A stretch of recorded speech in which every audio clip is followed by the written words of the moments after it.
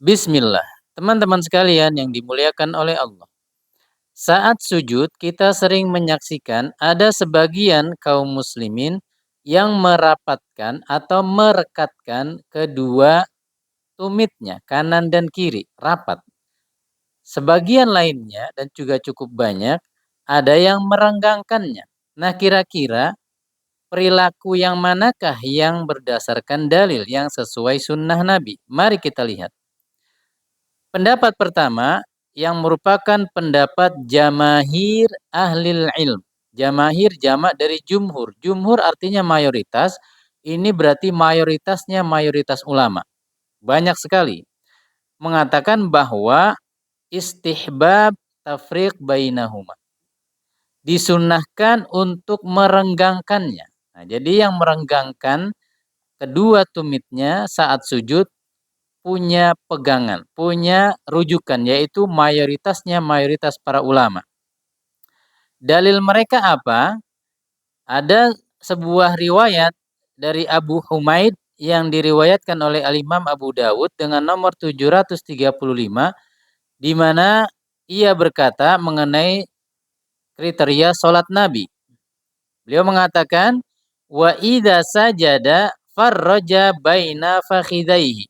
Apabila Nabi sujud, dia merenggangkan, memberi jarak antara kedua pahanya.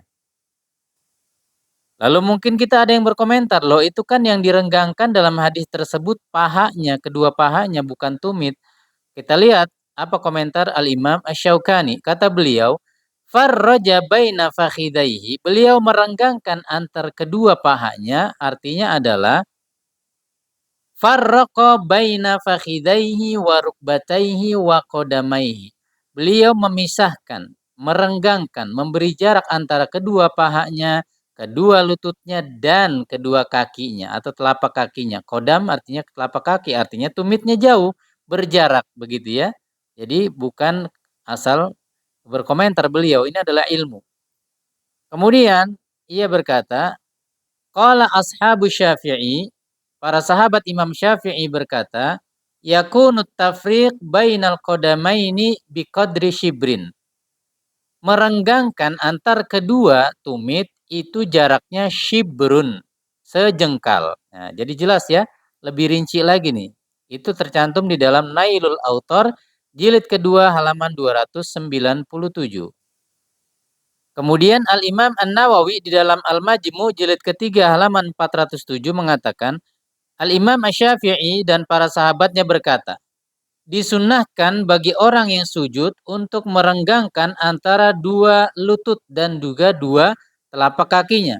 Kemudian Al-Qadhi Abu Thayyib di dalam catatannya berkata, qala ashabuna, telah berkata sahabat-sahabat kami dari kalangan Syafi'iyah, yakunu baina qadamaihi qadru shibrun. Antara dua tumitnya itu berjarak satu jengkal ya.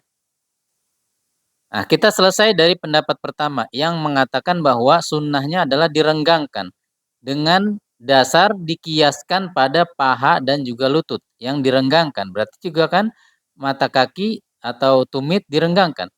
Lalu pendapat kedua yang banyak dianut juga oleh masyarakat Indonesia itu dirapatkan, khususnya dari ikhwah salafiyah. Mereka mengatakan bahwa istihbab dhammil qadamaini, disunahkan untuk merapatkan dua tumit. Pendapat ini dipilih oleh ulama-ulama muasirin atau ulama kontemporer, diantaranya adalah Syekh Ibnu Utsaimin dan juga Syekh Al-Albani. Lalu apa dalil mereka?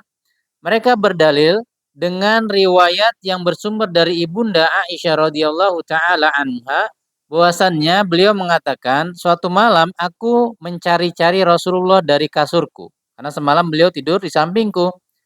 Kemudian fawajadtuhu sajidan rasan aqibaihi.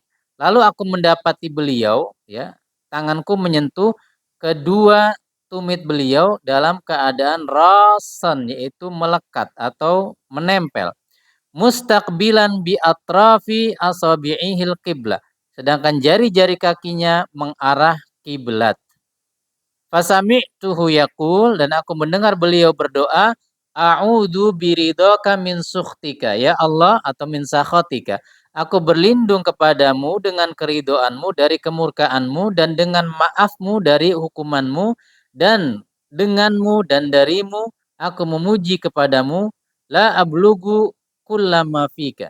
Aku tidak akan sampai bila tidak dengan bantuanmu untuk mencapai keridhoanmu.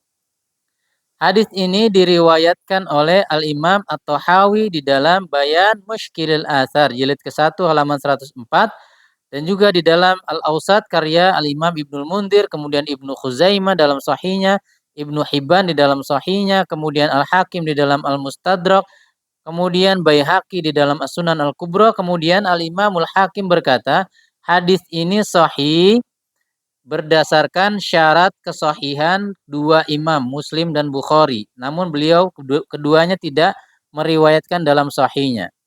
Kemudian Al-Imam Adz-Dzahabi juga mengatakan di dalam At-Talkhisul Habir ala syartihima. Hadis ini memang berdasarkan syarat kesahihan Al-Imamul Bukhari dan Al-Imamul Muslim. Jadi intinya teman-teman sekalian, ternyata kedua perilaku yang telah dijalankan oleh mayoritas penduduk Indonesia dalam sholat khususnya dalam sujud sudah sama-sama punya sandaran rujukan. Tidak perlu kita saling tuduh. Ah yang begini mah Wahabi nih. Ah yang begini mah kurang nyunnah nih. Tidak perlu ya. Masing-masing punya pegangan. Tidak perlu ribut sekali lagi. Mudah-mudahan bermanfaat. Barakallahu fikum. Wassalamualaikum warahmatullahi wabarakatuh.